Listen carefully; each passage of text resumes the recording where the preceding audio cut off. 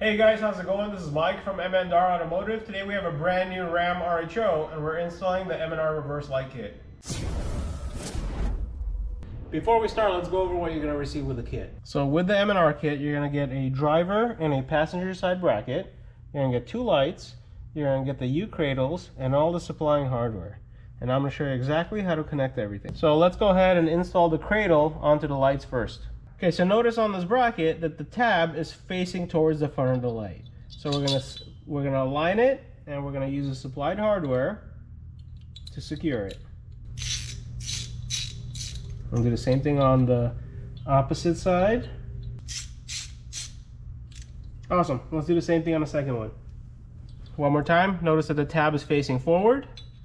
Slide this in.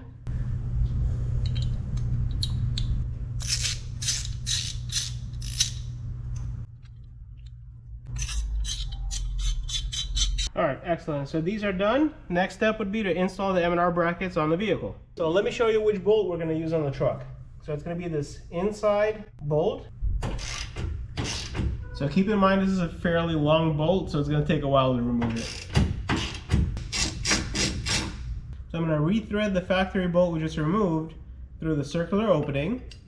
And we're going to reinstall that same bolt with the bracket the way it was. Notice where the bracket, it actually goes on the outside of the tow hook. It raises up and brings it outward, which means that the light is going to sit roughly around here. So I'm using a 21 socket in order to remove it and install it. Yeah, so get it nice and tight and we can attach the light to it. So now I'm going to use the supplied hardware in order to attach the light to the bracket. I'm going to slide the bolt through the cradle, and with your other hand we're going to thread on the nut from the top. Not a whole lot of space in here, but you can definitely make it work. So now that everything's mounted, it doesn't interfere with the trailer hitch or the tow hook. Now we could do the same thing on the passenger side. Now we're on the passenger side. Just a reminder, it's the inner bolt. So this bolt is a little tight, so we're gonna hit it with a mallet. There we go. There we go. Finally. It's a really long bolt. So now we have the passenger side bracket. We're going to rethread the same bolt and we're going to reinstall it. So with the supplied hardware, we're going to attach this light to the M&R bracket.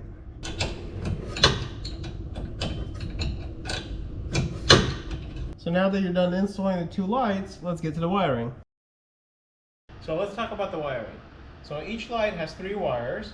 It has a black wire, which is the ground. It has a red wire, which is the power to the main function of the light, which would be white, and you also have the backlighting feature, which could either be red or amber depending which model you've ordered. One way to provide power to your pods would be through this Hopkins adapter, which taps into the trailer wiring to provide power for your reverse light. You can reference our other videos on how to wire that. For today's video, we're just going to be tying them together and using auxiliary switches. So because we're going to be using auxiliary switches to provide power to our lights, we have to extend this wiring all the way to the auxiliary switch hookups, which are in the engine bay. So we have purchased a dual strand wire. It's a 14 gauge, dual strand meaning it provides 2 power sources. There's a red and black, so one's going to be for the reverse light, one of them is going to be for the DRL. So let's go ahead and fuse these wires together and I'll show you how I'm going to extend it using this type of wire.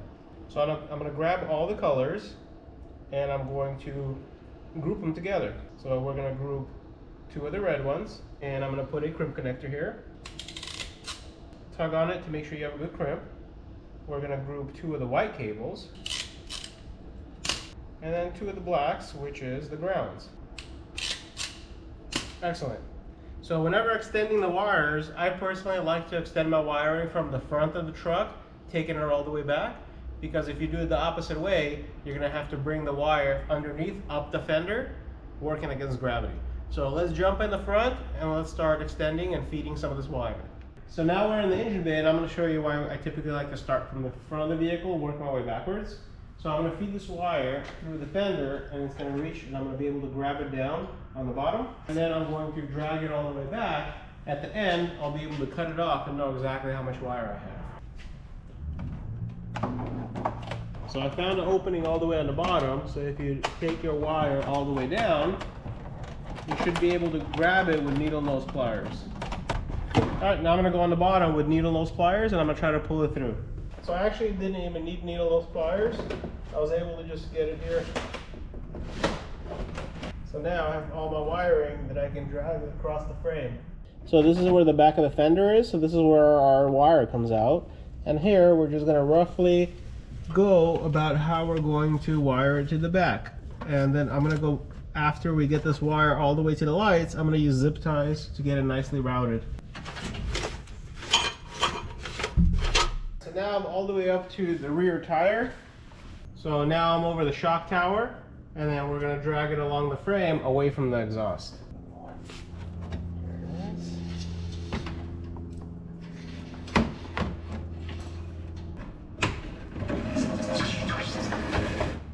So we came out on top of the shock tower, and then we're going to go behind, and we'll use zip ties after.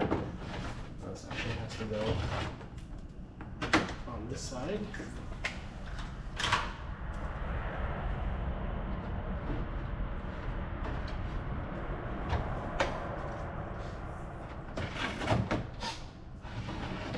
So now I'm over the axle, and I'm going to try to put it as far from the exhaust as possible. And we're going to go above this metal bracket, and then create tension, give us a good mounting point for our zip ties. We jumped over the axle, or far away from the exhaust, and we'll be able to connect everything here. So let me start zip tying everything in place, and then we'll do the final connection after we secure this wire all the way up to the engine bay. So now that our wire is extended towards the rear of the vehicle, we use some zip ties in order to secure the wire, moved it away from different pinch points. Now it's time to connect the power wires to our light kit. So I'm going to go ahead and remove the access wire. Let me strip the ends of these wires. And this is where we start connecting. So when reviewing the wires of the lighting, you have the black, which is the ground, and you have the two power sources, red and white. We actually have to transition to different colors because on Amazon this is the only thing that we were able to get. So instead of red and white, we're actually going to transition into red and black. So I'll go red to red, and just to review, red's going to be the main function, and then black is going to be the new white, which is the backlighting. Okay, tug on it and make sure you got a nice crimp, and black is to white. If you can source a wire that's white and red, it'll work, but it's not necessary as long as you know what color scheme you transitioned into.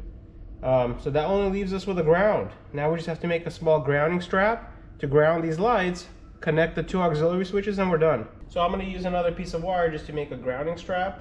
And this is a dual strand. We don't need two strands for the ground, so I'll just use one of them. Yeah, extending is super easy. We're just going to put an eyelid connector.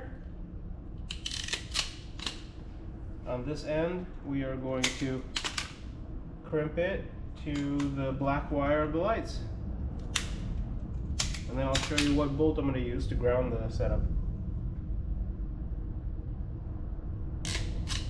So now we're under a truck and we need to find a good ground for this eyelid. And there's a bolt here, which is already grounding something. So this tells me it's going to be a good ground spot. It's a little hard to videotape because it's all the way on top. Just make sure to get it on the chassis, and I'll show you which one I'm using. So this is the bolt that we're going to be using.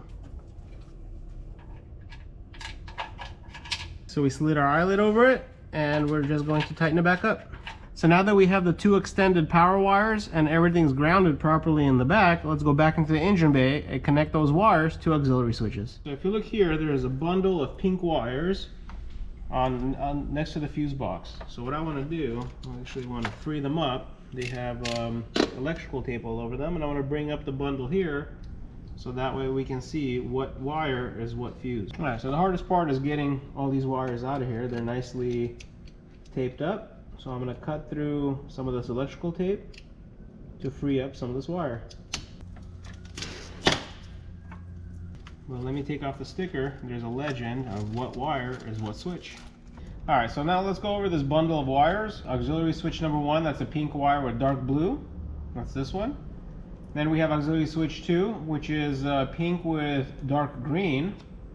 Auxiliaries 3, that's going to be pink with violet. And auxiliary 4, that's going to be pink and tan. So I'm going to use switch number 2 and 3. Switch number 2 is going to be with a green tracer. Switch number 3 is going to be with a violet. And we're going to use crimp connectors. I'm going to put a crimp connector on here. Okay, I'm going to crimp this. And switch number 2 is going to be our main function light, which is going to be our red cable. And then switch number 3, that's going to be pink with violet. That's going to give power to our black wire, which at the lights is actually a white wire. And that's the back low. All right, let's go ahead and test it. So let's go ahead and check the wiring. Switch number 2, that's going to be the powerful white light. And switch number 3, that's going to be the back glow feature. In this kit, we chose it to be red, but it can also be purchased in amber. Thank you guys for watching. I hope you guys enjoyed and got all the confidence you guys need in order to install this product yourself. Please check out our other video where we show you the light output of these products in the dark so you can see exactly how much light they put out on the road. I know you guys are going to love the product.